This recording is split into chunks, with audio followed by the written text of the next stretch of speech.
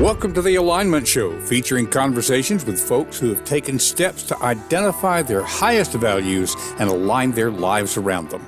Time on this earth is not unlimited, and you may be seeking to make sure you spend your time on things that matter to you.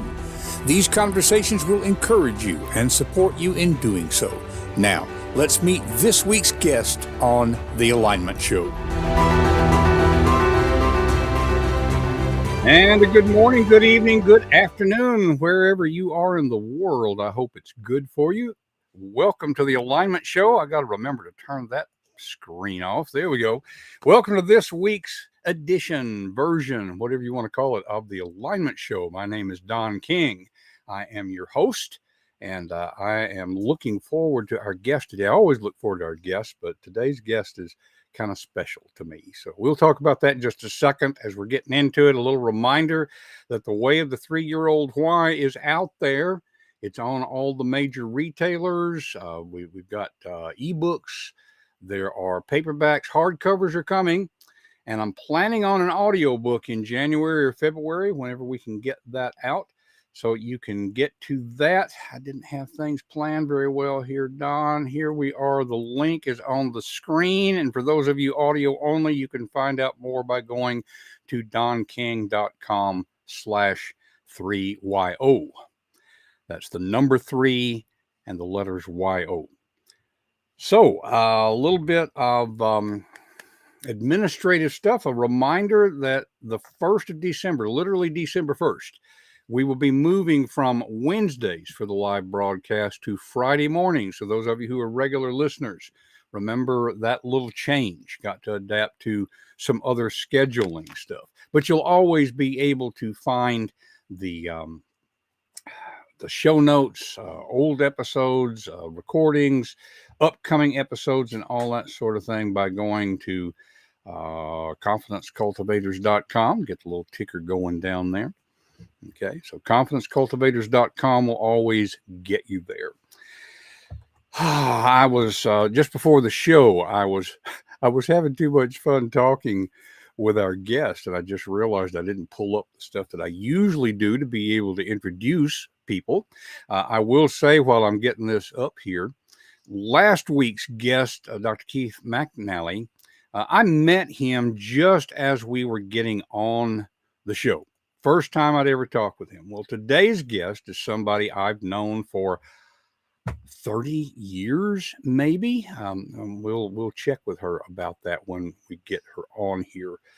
But I wanted to give you a little bit of background on what she's doing these days. Oh, and Audrey, I can't pull it up. So we're just going to bring you on, and we'll paint in that background as we get you up here. Audrey Williams, as I said, I've known for a long time. Amazing technical person, amazing administrator, amazing communicator. It's very rare to find all of those things in one person, and that's the main reason I wanted to bring her on. So let's bring Audrey Williams on to the stage. Hi, Audrey. Thanks for being on the show today. Hi, Don. Thanks for having me. I appreciate it. Indeed. You sent a really nice blurb about what you do, and now I can't find it.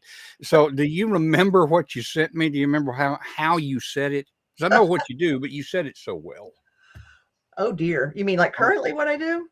Yeah, well, and you know, when I asked you, let's find it here. When I asked you, you know, what's your positioning statement and all that kind of thing. Oh, right. Yeah. Let's see. Yeah, I can find it real quick. Okay, and I'm pulling it up here. Here we go. Oh, we're almost there. There's so much. November 8th. Okay. Audrey Williams. Here we are. Audrey J. Williams grew up in Middle and East Tennessee and defines herself as techy-feely. You've used that for a long time.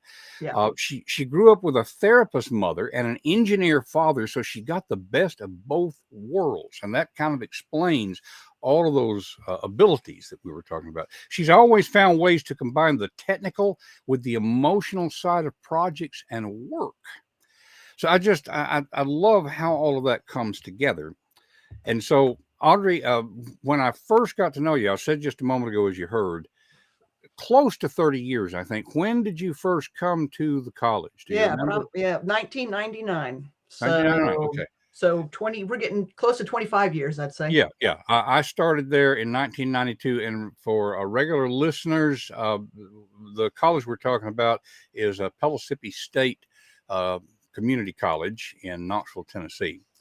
And I got to share this just real quick, Audrey. I noticed up here one of my friends, Jeff West, The Way of the Three-Year-Old Hawaiian is an awesome book. Thank you, Jeff. I appreciate that. Sorry I missed seeing that when we were talking about the book a minute ago. But back to Audrey now. So It's an awesome book. I've enjoyed it. Oh, well, thank you. Thank you so much. I appreciate it. 1999. So that was what I'm trying to place right here is when I first came to the college in 92. Mm-hmm. That was literally before we were using the World Wide Web at the college. Yeah, right. I was brought into the college to help with this new thing called online learning. And it was, I mean, web pages were around, and there were web pages, but that's what all the online classes were some basically correspondence courses via email with a web page supporting it. And that was an online class, but the college had invested in a course management system. Your WebCT, you remember that? I remember WebCT. Yeah. And so I was the first person in that position, and that's what my charge was with like figure out how this works, and then show faculty how it works, and help students with how it works. So indeed. And I think I remember that at the time it was still uncertain what was going to win. World Wide Web, Gopher, or Wace.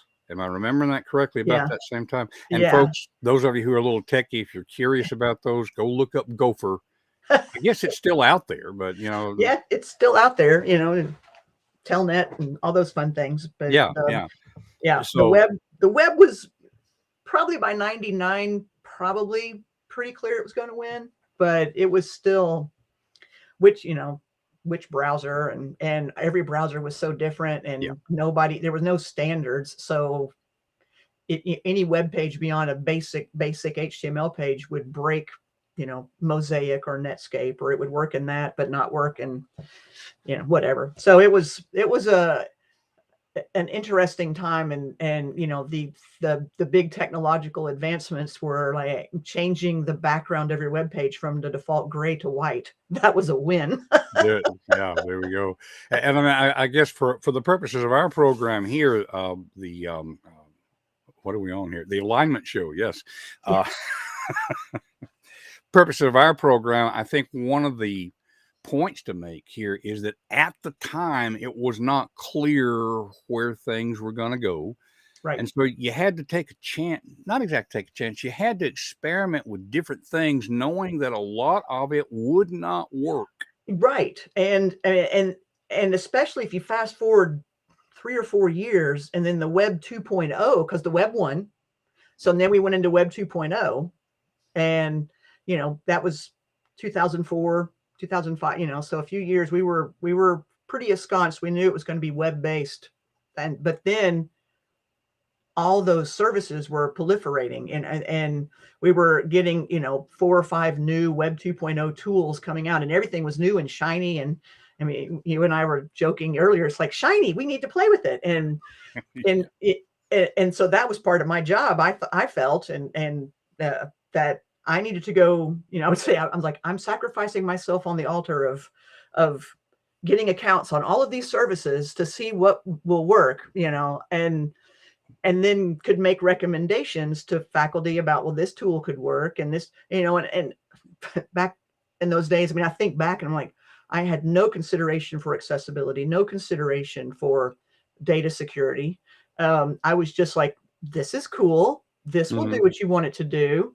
And it was super fun, but it was also, I think now with what I, fast forward this many years, and how I would approach evaluating a tool, or how I do evaluate a tool, has changed so much, over those years, just because of what we know and what our values are what our values are as the college too, as they, accessibility was always important, but it wasn't always in the forefront of everyone's mind, and now that has shifted, and it's on the forefront of many more people's minds, and certainly on front of mine Oh, when yeah, yeah. I was doing that. So that was one of the ways that things shifted. But it was super fun to try all these tools, but you also had to be very flexible because, and I had more than one conversation with a faculty member who had built their whole class around this beautiful tool that was living on venture capital funding and then died. Yeah, And Don, you probably were one of them. And, you know, you probably I took think it so. better than some people. But it's just like, I'm sorry, that's what happens. I don't have control over that tool, you know, and it's just sort of like, you know, I teach with chalk, and now you took my chalk away. I'm like, yes, but I gave you a marker. Yeah, yeah. Can't use a marker.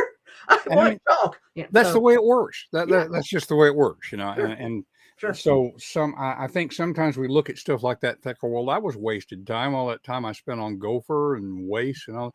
No, it wasn't wasted. It was part of the learning process, you know, figuring out. Absolutely. I mean, Yeah, exploring is part of the. I mean, um, that's what that's what I like. You know, that's the techie side of the techy-feely equation is just, you know, exploring that type of. And I haven't changed, even though I've retired from the college. I'm still exploring tools and exploring, you know, how can I, you know, either do what I'm doing now with voiceover, how can I make myself more efficient, you know, in the booth, out of the booth, you know, processing audio. Um, but then also just exploring, I have to be careful because I can find myself going down that rabbit hole. And then I'm like, well, I just wasted a whole afternoon exploring that. And yeah. did I waste it? No, I didn't waste it. That was a bad choice of words, but you It know, could come in that's handy just, later, but it not could come right in now. handy. It's not going to help me today, Yeah. but that's who I am and it's what I like. So, okay. Well, and that kind of leads us to the main point of today's conversation. I guess in a way, this is Audrey 4.0. Mm, Um, yeah. because you know, when just before I got to know you, you were working for the American Museum of Science and Energy, and I know you obviously you did stuff before that, Yeah. but you know, just following that thread, American Museum of Science and Energy, you're doing mostly tech stuff, and then coming to Pellissippi State, working in a college environment, Mm-hmm. working with tech, but also working with faculty to help faculty with the tech. Right. And then you became an administrator. I still think of it as Lana Doncaster's position. Lana's Right. been away from the college for a long time, but in charge of that area, Mm-hmm. working with faculty. And then I don't know if there was another in between there, but eventually vice president of information services. That's close to the technical name for it, Yeah. That's it. but Yep. vice president at the college. And I know at a vice presidential level, there's a whole lot more of dealing with people than there is with dealing with the tech, although you kept up with the tech. And then took, and I've got to say, it must have been early retirement. Um, Here's a question we hadn't anticipated, but it's coming to mind right now. You reached the point where you could retire, and say as much about this as you want to. And folks, for the audience here, I've known Audrey for a long time. I also am aware that Audrey is a very private person in a lot of ways. So, Audrey, if I start asking anything that you just, you know, don't want to dig into, steer it somewhere else. Okay. Okay. But the early retirement thing was driven at least partly because of some health concerns within your family. Right. Um, and so it would have been really easy at that point to say, I'm retired. I'm going to deal with this situation with the family. Uh, that needs my attention.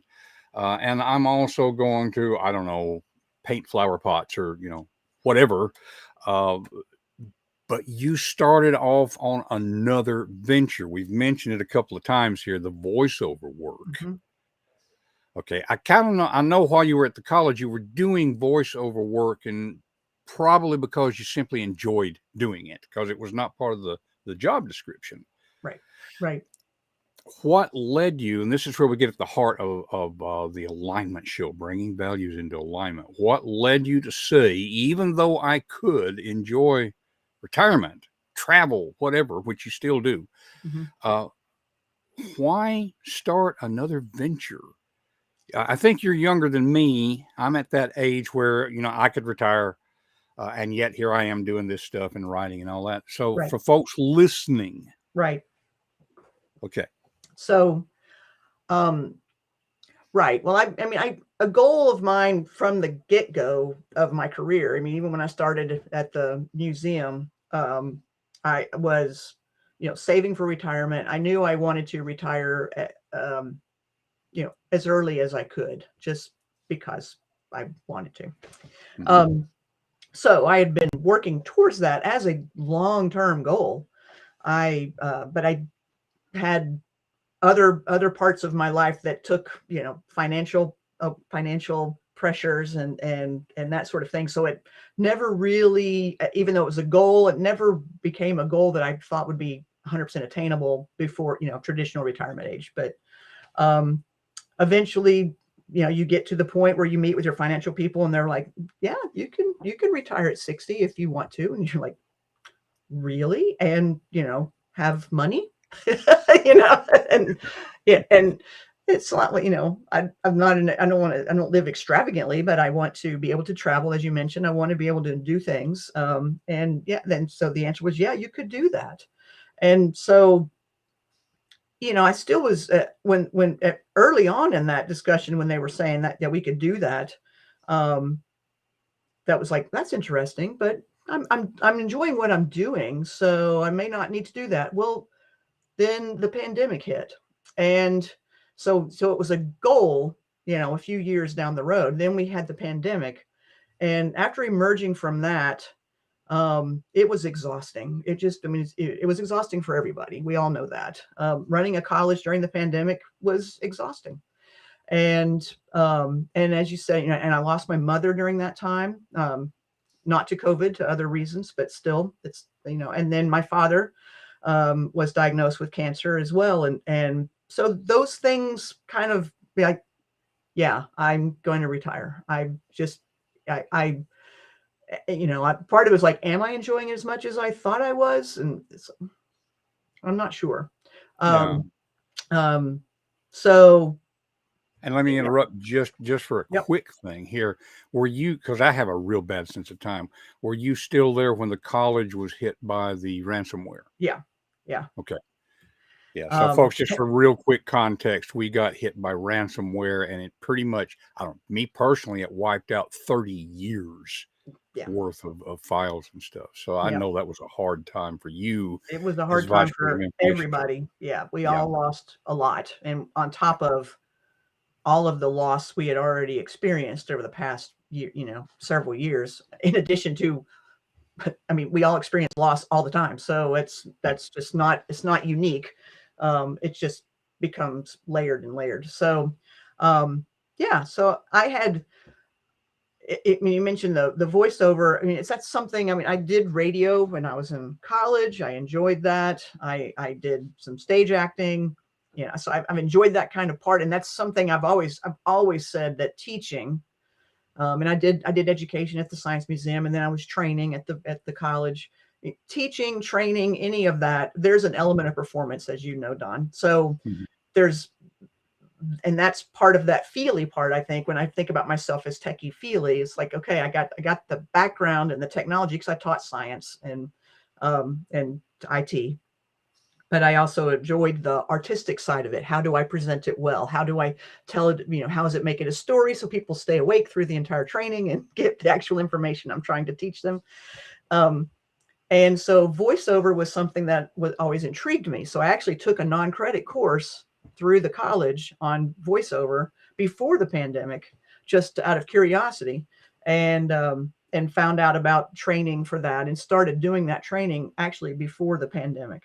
So it was always something in the back of my mind. I anticipated kind of easing into it perhaps, and just, or putting, dipping my toe as all the other things, trying it out, seeing what I thought, and kind of go from there. Um, but after I was able to retire and worked through all of the things I needed to be available for my family, and all of that has resolved very nicely, and my dad is in great shape now, and so hooray. And Yeah. I'm so grateful I was there for, to be able to help with him with whatever he needed. Um, then I decided, you know, it's like then I could dive into the voiceover part and just explore it a little bit more. And it's been interesting because the voice part, I mean, I enjoy that. The technology side, I enjoy that very much. The business side.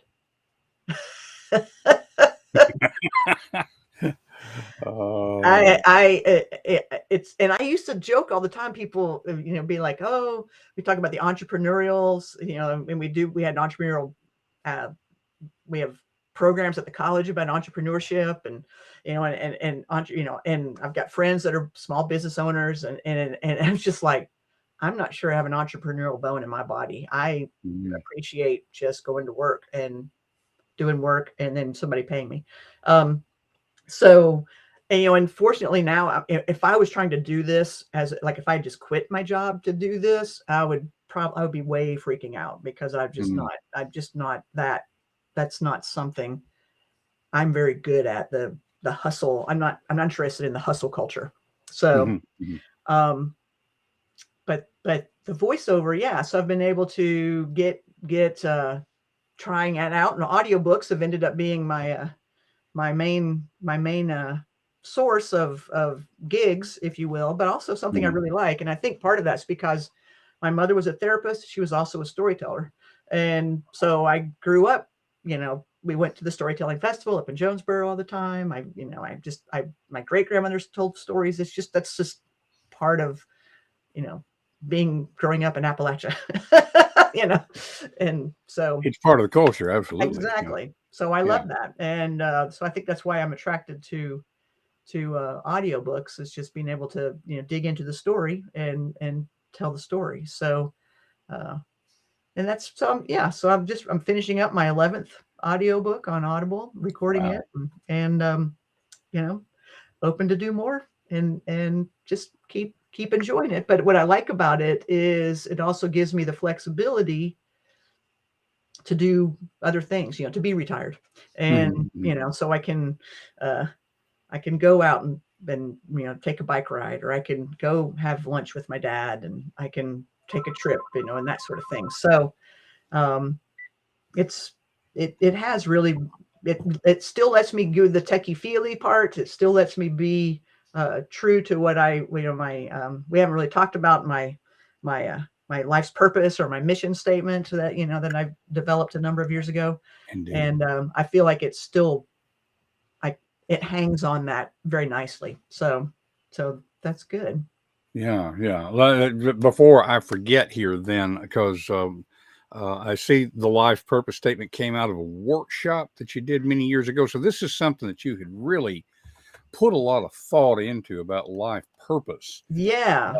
And one, I've got two things trying to get at the same Okay. time. Want to get at that life purpose. Also want to mention for people listening, sometimes folks will think, you know, what I was put on this earth to do is to write books, you know, which is kind of where I am right now. So I'm going to quit my job and write books. And you mentioned a moment ago, if you had tried to just jump right into this, um, you have taken a wise approach, I think, to being able to make sure that your basic needs are taken care of while you make this transition. For folks who are not going to wait until retirement, the Mm, lesson might be make sure you've got at least 6 months of living expense and a savings account before you make the jump. Do it as a side gig. as a side gig, sure. You know, I mean, there are ways to do this over the long term. You can achieve more over the long term than you realize.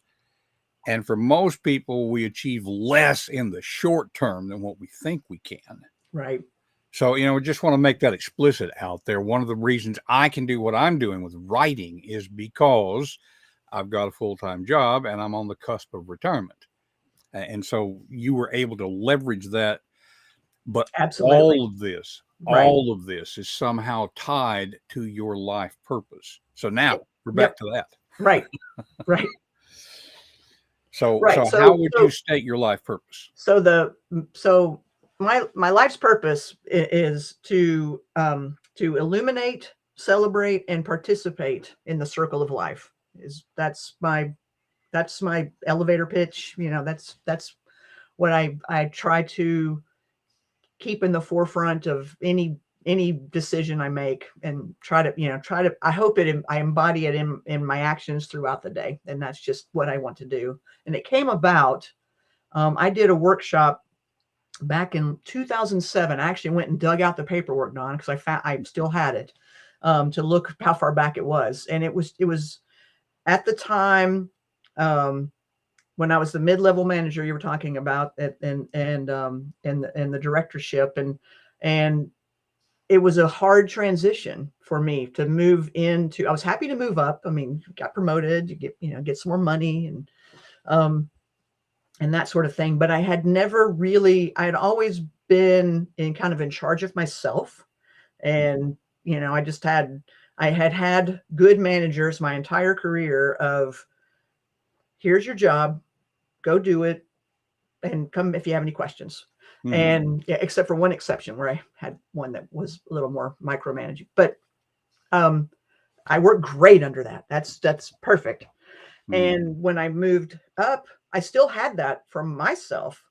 And I tried to do that for my team, and everybody. And I had a great team that could operate that way, but it was just that position. It was just so different to be pulled in 1,000 different directions, as opposed to 500 different directions with the faculty, supporting.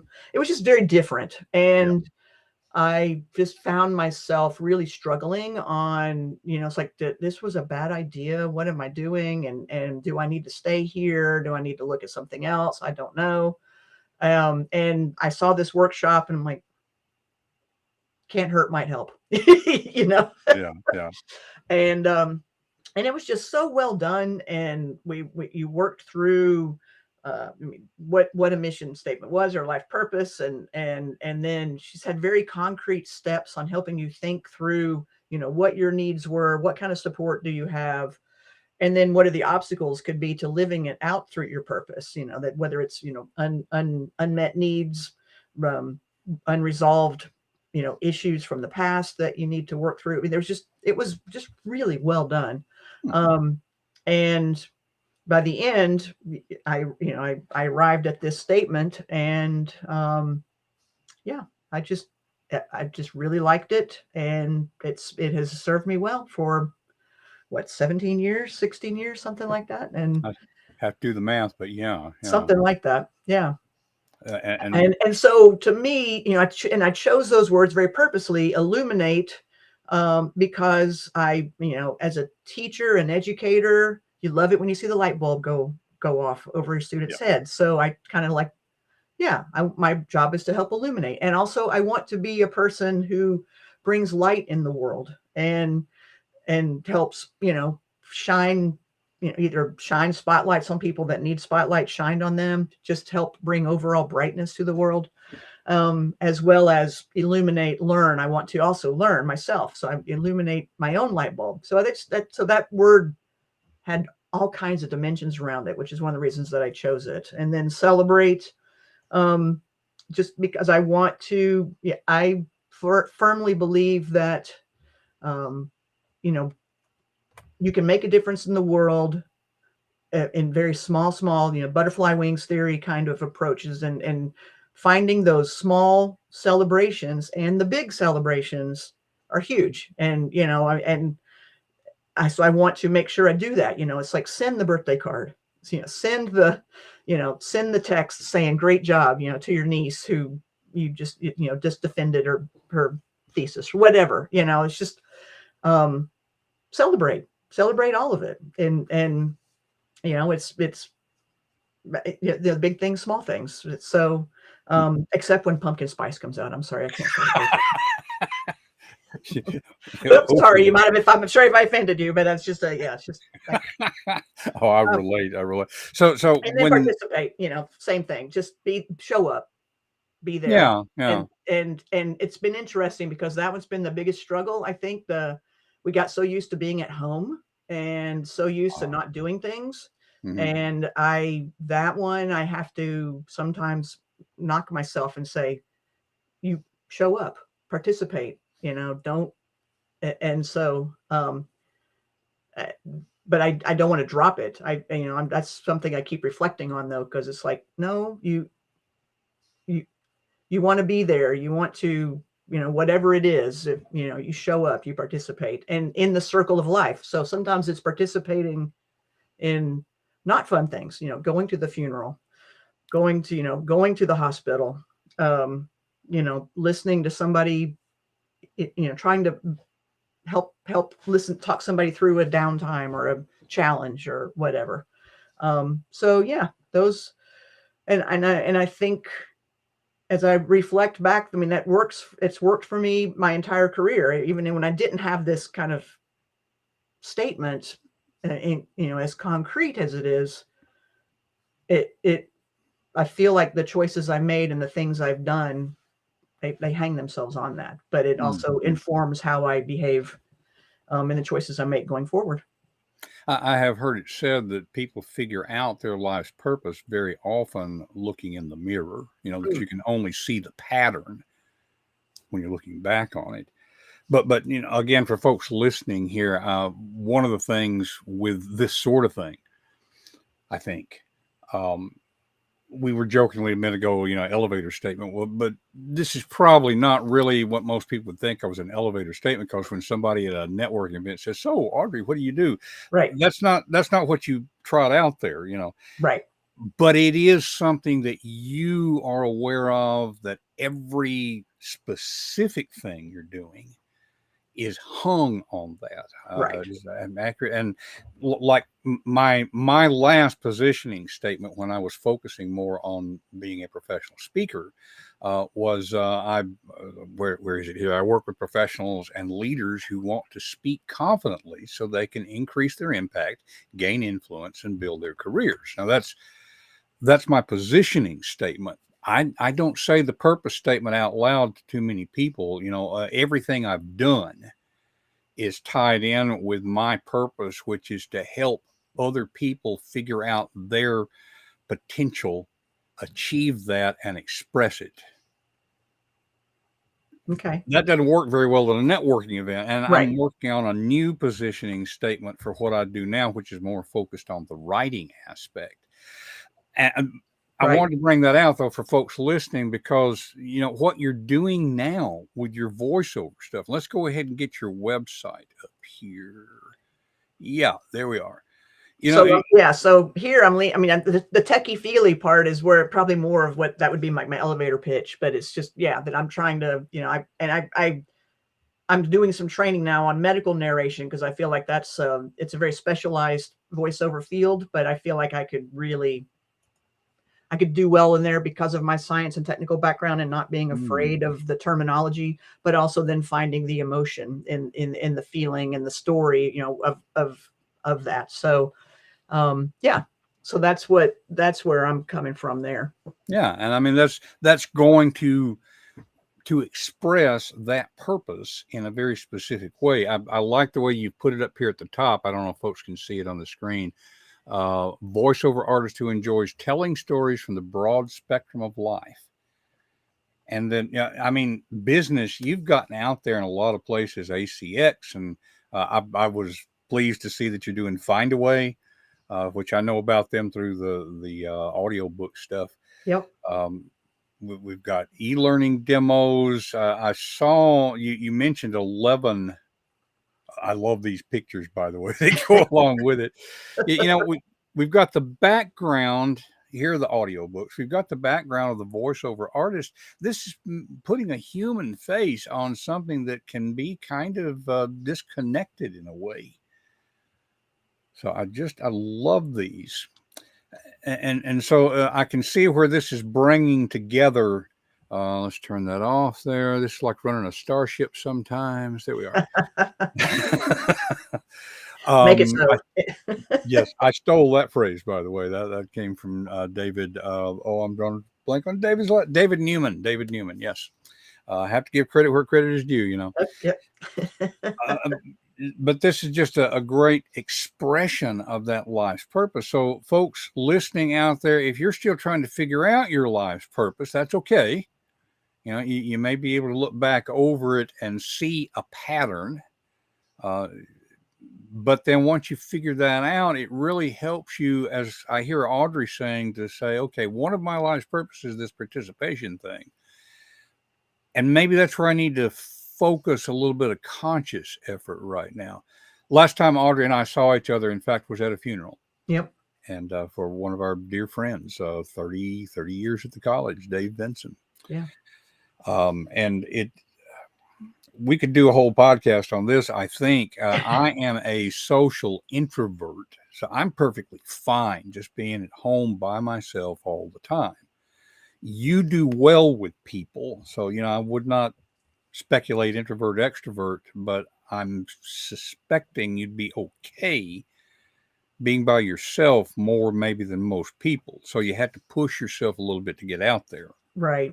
Yeah. I think early on I would test out as the ENFP, but as time went on and I realized that I was answering some of those questions as what I thought people wanted me to be, as opposed to truly answering it from my heart, and it switched to an INFP, which I thought was interesting. Yeah. And but yeah, I do find when I get in a crowd, and like I said, I've done stage acting, and I've done, I've hosted events at the college, that sort of thing. And I'm comfortable in front of people. I can do that. I've done it for years. And you get energy back, it's for sure. But I am very comfortable, just hanging out at the house, and, and not going out. And so, and I feel like that's been amplified from having some, shelter in place kind of, for that long period of time. So, well, and you've done with the voiceover, you've got a nice little, you shared a picture at one point of your setup there. Nice, but it's kind of enclosed. It's like a little radio studio. Yeah, you can be in there for hours. You just you're nothing like getting paid for sitting in a little small room talking to yourself, right? Yeah. Oh my goodness. Well, we're coming close to the end of our time here, Audrey, and we never know how our conversations are going to go on this show, so that's the fun part. I like to come down, though. Almost always there is something that a guest wishes that I had asked that I didn't ask. Does anything occur to you that you wish we had brought out? What the answer to that might be? Gosh, Don, not really. I think we touched on, the kind of where techy-feely came from. One thing I know people sometimes ask, like, why do you use AJWMS.com? AJ Wooms, some people are like, is that AJW master's degree? Is that because we're so used from higher ed seeing, all the abbreviations after your name. Mm-hmm. But really, it's just a shout out to my dad, because years and years ago, when vanity plates for your car were free, that was a long time ago, my dad came home with the vanity plate, GLWMS, for my dad's initials in WMS. And I don't know, I was probably in 9th grade. And so, 4 kids through second grade to me. And we just thought that was hilarious. My dad was not a vanity plate kind of guy. We just didn't know what, so we were like, what's Geo Wums? What's that? And we just teased him mercilessly, but he loved it and he had it for years. So when I was starting to do all my social media and things were, exploding, I was like, I need a handle. I need what? And so I landed, I think we were probably on Twitter together, all these things. And so I've been AJWMS forever. It was just a shout out to my dad. And so that's why it's, that's why I went with it with my, my business. And it's just, why not? It's well, yeah. Makes a lot of sense for folks who are listening audio only. I've got up on the screen right now, QR code, so that folks could go to Audrey's website. It is AJWMSvoices.com. And I would encourage you to go check that out. But, I've always thought it hadn't even occurred to me, quite honestly, Audrey, because I grew up in West Tennessee. I know you grew up in Middle and East Middle and Tennessee. East, yeah. Yeah, WMS was always a common abbreviation for Williams. Okay. You know, So it and so didn't make it. You didn't have any. You knew exactly what it was. yeah. You know, and so it's good to explain that though. So I It's would just not. I grew. I guess I saw my dad write that too, or my grandparents I think had WMS over in Middle Tennessee, and so we knew what it was. It was just so funny that my dad would do it. Oh So, yeah. I could but I've see. just been asked a number of times, or people just assume that I'm listing a degree after my AJW, and I'm like, Oh yeah. no. Well, and I'm just now getting it. Of course, Yeah. MS, Yeah. Master of Science. So it's just interesting. So yeah. So I'm so glad you asked. Well, and let's put another QR code up here. Another good way to connect with Audrey is on LinkedIn. And so there's the QR code on the screen. And some folks will be able to get at that a little bit better. Did I put it? I didn't do a lower third on that one. We'll put it in the show notes, though, for anybody who wants to connect with Audrey on LinkedIn. Perfect. And I've got the crawl going across on the ticker AJWMS, AJ Williams Voices.com. Oh, Audrey, this has been so much fun. I know we could go on for a while. We could just dive down some little rabbit hole and have a big time. And I'm going to throw this out there. You and I need to get together for coffee sometime. I mean, seriously. Perfect. So I'd love that. Oh man, I'm going to put you in the green room for just a second while we wrap up. Let me come back and thank you properly in just a moment. But thank you so much for being Don. here. It's been great. And folks, we continue with the Alignment Show. You can tell how much appreciation I have for Audrey. I'm just so glad to have been able to have this conversation with her today and to share it with you. Next week, I'm going to have a conversation with a speaker that I've known for a long time. I don't know him as well as I know Audrey, but Terry Lancaster has been a long-time trainer and speaker. He's written a book that is an interesting mix of poetry and Eastern philosophy. And I'm looking forward to talking with Terry because, again, he's made a change in his career. He's worked with automotive sales for a long time. And so there's a through line there, just like we heard with Audrey. There's a through line. And you can look at your own life and see that. Here on the Alignment Show, remember, we're always about identifying your values, living your values so you can value your life. And that's what we want to foster for you. And so until next week, I'm looking for my video clip here. Boy, I have been more scattered this week than ever. I needed more coffee before we started.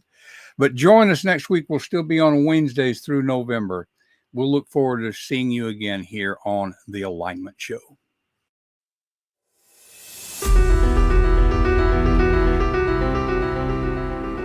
That's it for this week's episode of The Alignment Show. What has it inspired you to do in your own life? Whatever it is, take action now and take the first step. It will help you to talk with a friend about what you're thinking. Share confidencecultivators.com to spread the goodness. And remember to live your values and value your life. We will see you next week on The Alignment Show.